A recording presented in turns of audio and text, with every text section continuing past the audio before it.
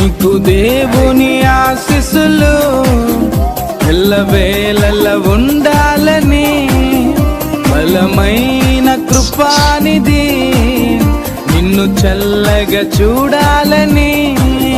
నీకు దేవుని ఆశీస్సులు ఎల్లవేళల ఉండాలని బలమైన కృపానిధి నిన్ను చల్లగా చూడాలని.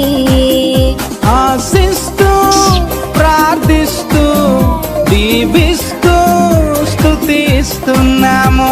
ఆశిస్తూ ప్రార్థిస్తూ దీవిస్తూ స్తుతిస్తున్నాము. We wish you happy birthday, God bless